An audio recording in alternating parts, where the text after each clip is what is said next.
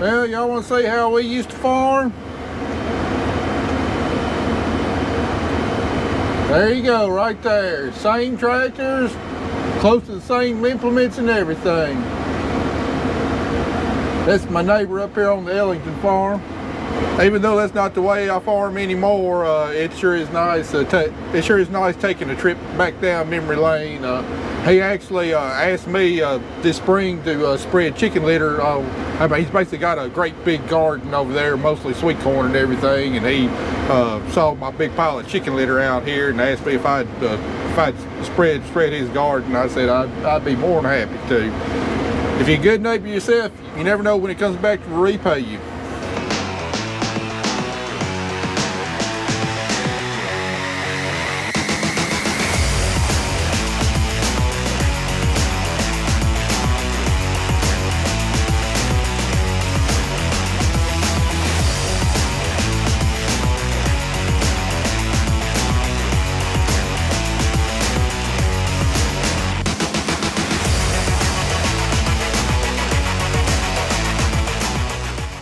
Don't y'all just miss the days when you could just wake up one morning and say, hey, I'm going to do such and such job in the field. Go out there, start your tractor, hook up the implement, and just go to the field and do it. Tell you what, when you got technology, that ain't the way it happens no more. Yeah, I had big plans for this Monday, had everything lined up. Andy's going to start spreading fertilizer about mid-morning. I was going to hop on the dirt pan, start doing dirt work, and it's now, ain't too far from dark. I'm just getting started on dirt work. Andy started spreading fertilizer about 2:30, 3 o'clock, and we had all kinds of problems with his with a Green Star monitor in that tractor getting a prescription to the rate controller. I don't know what was going on. I was FaceTiming a tech for probably 45 minutes, and finally we just completely shut everything down, completely rebooted it, deleted all my prescriptions, reloaded my prescriptions, got the rate controller talking back to the GS3, and it started reading the prescription.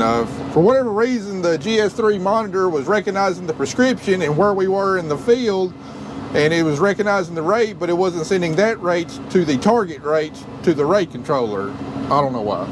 Anyway, just typical stuff when you're dealing with computers and electronics and everything else. So, and then I spent a good time going over this dirt pan, checking air pressure and tires, greasing it up real good. We had to change out like 6 or 7 grease fittings and whatnot. So, also got a guy started on replacing my cattle fence up there. He came out Saturday, looked at it, and got started on it today. So we've had a lot of irons in the fire for Monday morning, and not too many of them have gone too well so far. But anyway, Andy's out spreading fertilizer. I think he just got our DAP spread on the one farm that we can't spread chicken litter on, and got started on potash. And what he's doing is he's variable rating our DAP on that one farm, and then the potash on all the rest of our farms. You know, where I was needing a little extra potash that the chicken litter that we applied, you know, wasn't going to quite meet the nutrient demand. So out of the, I don't know, 1,000 or so acres that he's got to run over, I think only about maybe 350 acres of it actually need any fertilizer. But the problem is he's got to do a lot of driving to get to the areas that do need fertilizer. Just kind of the nature of the beast when you variable rate and stuff. And then what I'm doing is I made a note of, you know, when I was doing my burn down strips where I need to do some dirt work, and not anything major dirt work, but just got a few scattered washouts and stuff around the edge of the fields and in the fields that we need to fill in, you know, stuff, you know, washouts just like this one right here, that if we were to bring a plow over here and plow it up, you see that big pipe right there? I mean, the first big rain, all of that would just blow out again. So we've had a lot better success just hauling dirt into these washes, packing it down good, and then hopefully here, you know, shortly, you know, we'll get a crop planted on it that will help hold it in place. So now that we found the washout, let's go find our first load of dirt. I'm really anxious to see how this Reynolds CS 1712 is going to load up, especially considering I really don't have the proper tractor to run it. We gonna find out though. All right, we did make it with the buggy up here to the fertilizer truck. Now, let's see if we can get it loaded.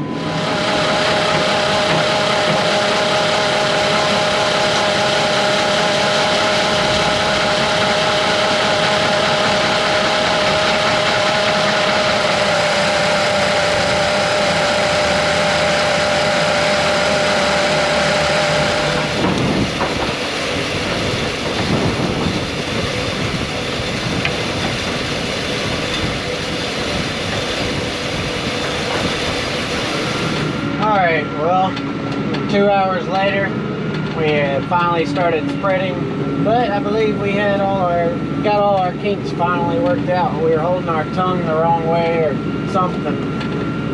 Our GS3 here was reading our prescription rate, but it wasn't reading a target rate, so it wasn't going to put anything out of the buggy. That was our problem. We don't know how we fixed it. Right now everything is spreading good. We are spreading DAP. It is 18-46-00 for all that are wondering. As long as everything stays working, we should be a-okay. I was supposed to have one of these fertilizer trucks emptied by now. I'm about halfway done with my first load out of it. And so what it was doing is, if you can see that grayed out target rate box, it matches the prescription rate, and when we're going down along through the field, that change, like it's 175, it just changed to 175. That grayed out box was just staying at 0. That was our problem, and it was changing, the prescription rate was changing, but our box was not. So it wasn't the GS3 and the Raven were talking to each other, but the GS3 wasn't talking to the chain back there, so it wasn't sending any kind of information of what it should actually be throwing out. So it was just staying at 0, and our chain was turning at 0. So like I was saying, I don't know what we changed, what we fixed, besides turn it off and turn it back on again 3 times. It ain't worked on the 3rd time, so hopefully there will be no more issues, at least with the DAP, so we can get this truck unloaded and out of here. Alright, I really like to pull dirt from around the field edges, you know, either where we're not able to plant or where it's going to be lower yielding, because I don't want to pull good topsoil from the middle of the field. So we got a little rise up here on the side of the ditch that we don't need, and I'm going to try and, you know, we're not going to need a whole heck of a lot of dirt, probably 3-4 dirt pan loads at most, and try and pull it off of this right here so we don't disturb the actual crop ground. Now I know for a fact that this dirt pan right here is not going to load good, and the reason being, we got several factors working against this. For one, you see all that vegetation. You know, the topsoil is going to be very loose, got a lot of roots, probably going to have maybe some tree roots in there and stuff. Also, the ground is going to be wet. You know, we had like 4 inches of rain last week, so this ground's still going to be soft. And to load a scraper properly, you know, you need really good firm dirt that provides enough resistance to force the dirt up into the dirt pan. So, and of course, number 3, we don't have a big enough tractor. We got plenty of horsepower at 270 horsepower, but this is kind of a mid-size framed tractor, and it just doesn't have the weight that bigger tractors do. With that being said, even though we've got this tractor maxed out on the weight that it can carry, one big benefit of this scraper right here is that, you know, our old one had a dolly on there. That means the whole weight of the pan, especially when it was digging, rested on the rear tires and the dolly tires, and it didn't put any weight on the drawbar. This one does not have that, so as it's loading and getting heavier, it's going to start putting more and more pressure on this drawbar, which will apply more and more down pressure to my rear tires, thus giving it more traction, theoretically anyway. Again, I don't think I will be able to properly utilize this pan with my equipment, but I think we'll be able to do a pretty fair job of loading it, at least as good of a job as I did with my other pan, which was a 15-yard pan, whereas this one's a 12-yard pan. However, that other pan had a narrower cut, whereas this one's got a 12-foot cut, so That's going to take more power, more traction to pull the wider cut. First few passes probably going to be pretty rough until I learn the tendencies and natures of this pan. Let's try to stick some dirt in here.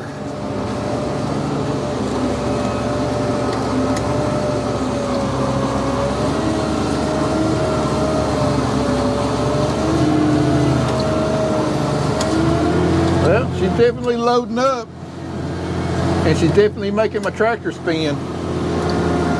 All right, you see there at the front of the pan how it's just pushing dirt rather than putting it in the pan. That's just the nature of the type of dirt that we're trying to dig in right there.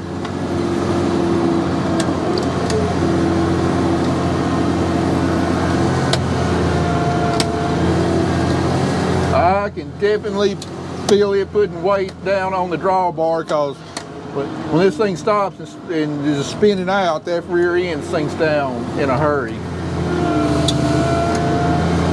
All right, let's see what that looks like. All right, not bad for first load in soft ground with a bunch of weeds and other stuff on top. We got about a half of a load.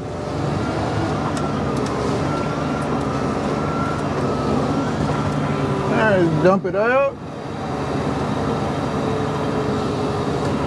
One thing I don't like is these hydraulics are real slow, slower than what I would like. I think there's probably an orifice in the quick couplers that's really slowing the oil flow down, because even when I up my flow, it doesn't speed the hydraulics up. And I know I've got plenty of hydraulic flow for this thing. All right, let's see what we can do for a second pass here now that we got a little bit of this grass and stuff cleared off.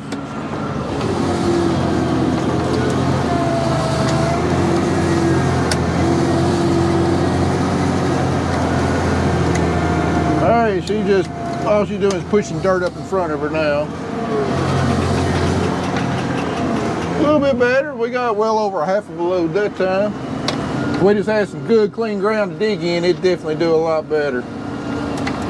All right, I've got 4 half loads there in that wash, more than enough dirt. So now I'm gonna take the dirt pan, kind of shape it up right there so we ain't got that huge hump going through. And we're gonna open up our gate just a little bit there. And then we'll just try to set it down where it's maybe just a little above the field level. That's what I really got to get a feel for, because I can't see the blade on there like I could with my other dirt pan, so I can see exactly when it's making ground contact. So that's going to take a little while for me to kind of get used to get a feel of how far down it needs to be before it's actually starting to, you know, cut into the ground.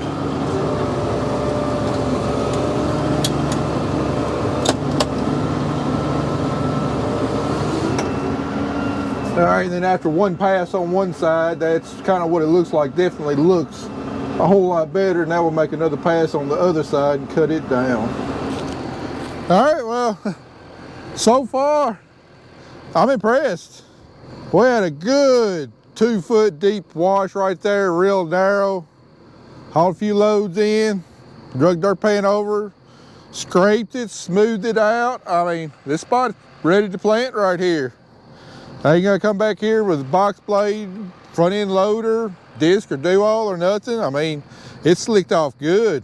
I'm really liking that 12 foot cut. It really makes the final grading pretty dang easy, and I'm impressed. And I know you probably can't see it on camera, but right here is where the initial cut was. So the greatest chance for erosion is going to be right here in the initial cut, because, you know, it's got 2 feet of loose dirt.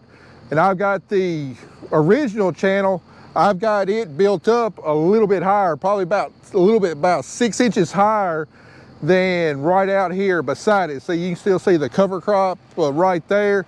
So when water comes down through there, instead of going in the initial channel right through there, it's now going to be kind of diverted coming beside it And right here where it's going to be coming, you know, that soil is good and established. It's got cover crop roots in there, you know, got soil structure, and you know, it hasn't been disturbed, so it's a lot less likely to wash going forward than where the original channel was. So that's kind of how I try to do all my drainage work. You know, when we have washes, instead of just filling in the original channel and then letting it wash back out again, I try to just divert that water a little bit to where it'll run beside it. And I find out that I don't have, you know, these just recurring problems year after year after year anymore. Now this right here will probably at some point will wash away. You know, we'll get just an absolute gully washer or whatnot, and you know, it probably will wash. But I feel a lot better that, you know, it could at least hold this year, and the longer we can get it to hold, you know, getting roots in the ground, building organic matter, getting all that glue that kind of holds that soil together, the less likelihood we are of having this problem going forward. So, well, that's just one wash out of many. But like I say, so far, I'm pretty happy with my purchase there. She ain't pretty, but she's doing a dang good job. We finally got that truck unloaded. I just loaded up the rest of it, the piece of it.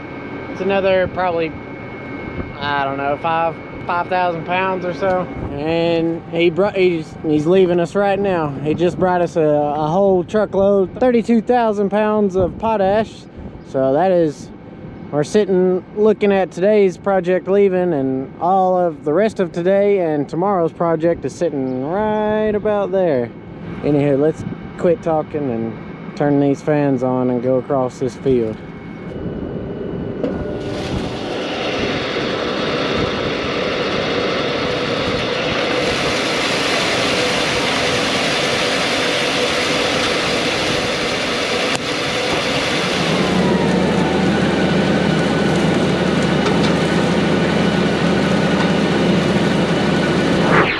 All right, back this morning. You can tell that cover crop's really starting to take off and grow. These warmer April temperatures really sequestering a lot of carbon, putting it back in the soil where it can feed the next crop, and then to see all that kind of red scattered through there. That crimson clover's starting to bloom. But anyway, we're back here for our second spot. No, you really can't tell it because of the cover crop, but there's a pretty deep wash. It ain't all that wide. It's probably only about 30 feet wide, where this whole field right here pretty much drains down through here to a pipe over there. And anyway, we got a really deep section right here. I actually fell off in that in my combine last year with a full bin of corn.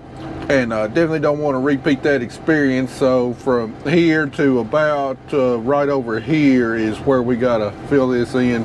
I'm sorry guys, I know this isn't a very exciting dirt project. Definitely nothing along the lines of what Dylan Joyce does, but this is the only problems we got to fix on our farm this year. Just small minor problems like this. No big, no really big dirt moving projects. You know, our fields are in pretty dang good shape. We've done a lot of work over the, you know, course of the years, and you know, this is kind of the goal where I want to get to, where all I've got to do in the spring is just, you know, do minor repair work like this rather than really big major earth moving projects. So I know it ain't real exciting for the viewer as far as videos, but to me it's pretty dang exciting as a farmer that this is the only kind of stuff we got to do. You know, take a day, 2 days every year, fix a few problems here and there, and you're ready to plant. Anyway, we're gonna try and pull the dirt down here right next to the drain, kind of slope it out a little bit more gradually.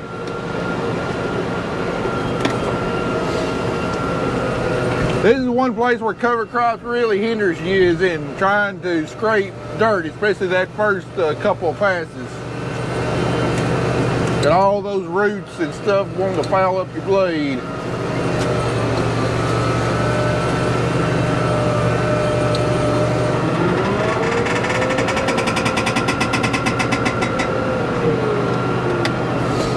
Not bad for a short pass.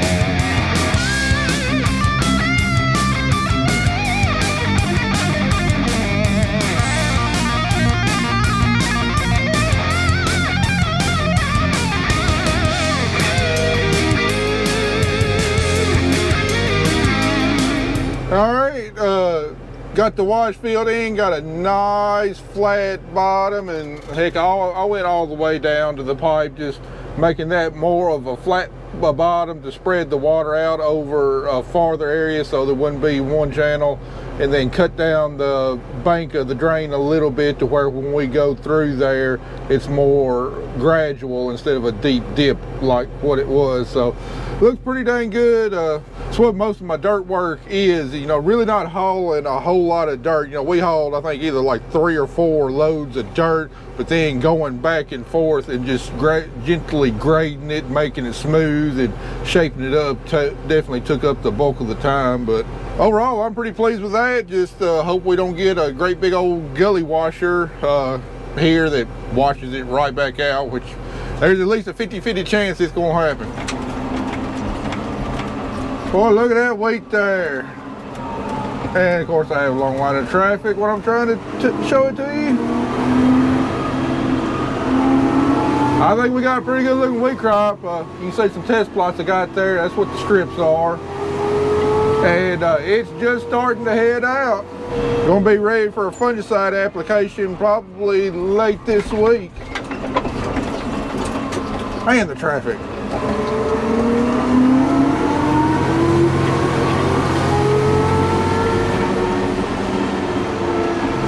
Got another 30 acres right there. I believe it's thickened up a little bit. It's looking pretty good. Don't think there will be any records set this year, but I think it could be a good crop. 2 totally different applications here. I think they're getting ready to look. It smells like they're about to start planting some kind of beans, but that's their corn ground, so I imagine they're going back with corn now that it's time to plant both. But yeah, he's spraying burn down and I'm putting out fertilizer. So we just got back up here to get our 60% potash. Let's load it up.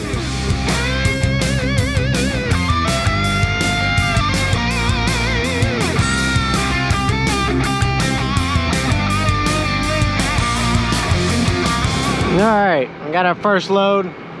I know we're not fully loaded. Let me jump out. I know we're not fully loaded, but it's 5 o'clock.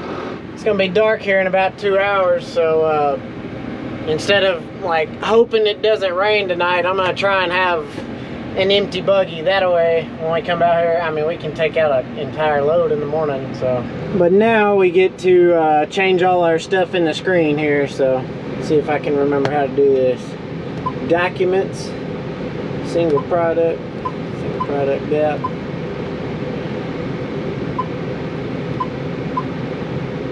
Changing it to potash, fertilizer is right. Pounds an acre, that's right. Change our prescription from corn potash to, alright, yeah. From corn DAP to corn potash. 6384 corn potash. Accept, fertilizer by weight. Shape file. Alright, same map. Pretty close. Everything looks right.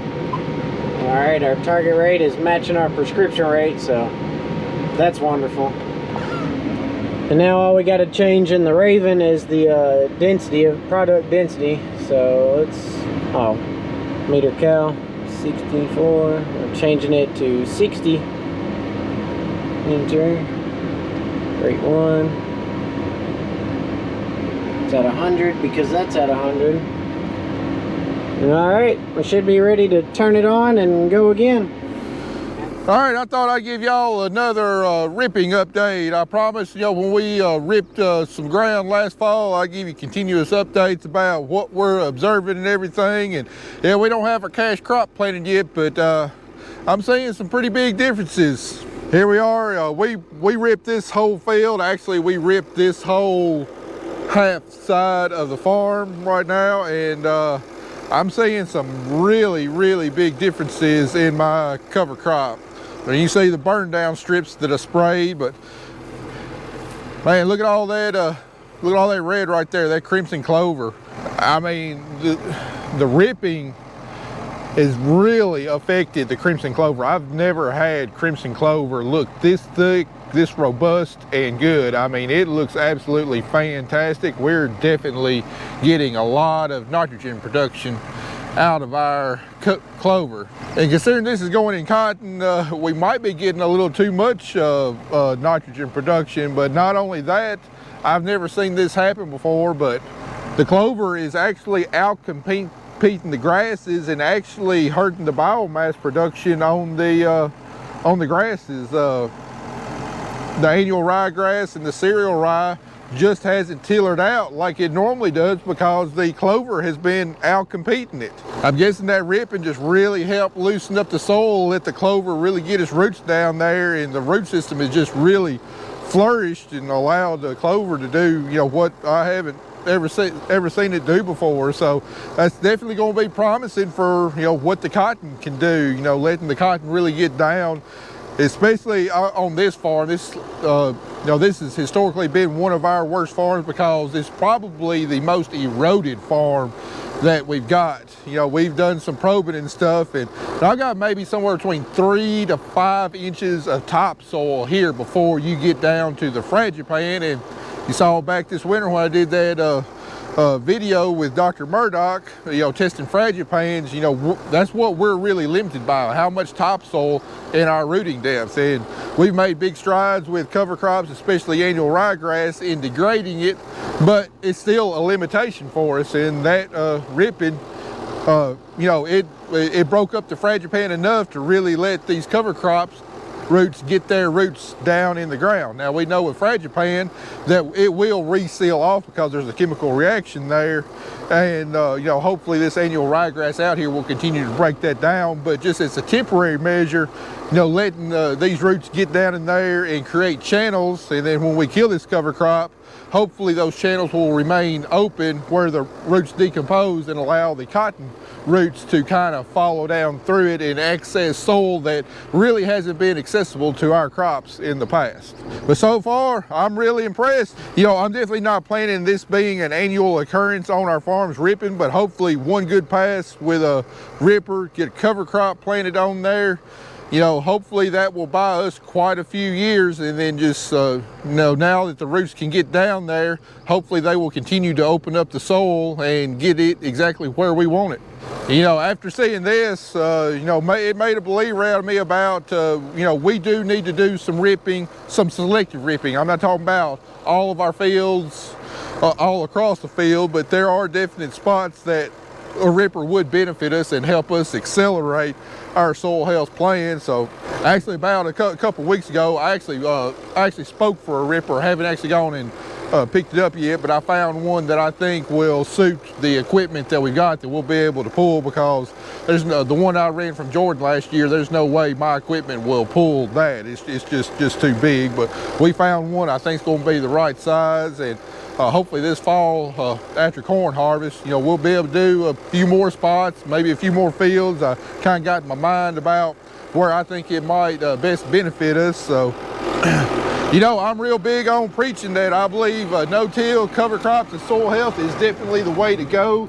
But any good farmer won't limit himself to only 1 or 2 tools. He'll make use of any tool that's out there as long as the agronomic reasoning behind it is sound and can potentially offer benefits. And I think that's what we're seeing with a ripper. I don't like tillage, but in certain instances I believe it can benefit you. But if you but then if you follow it up with other soil health practices like we have with a cover crop here, you know, stuff like that should be able to accelerate your goals.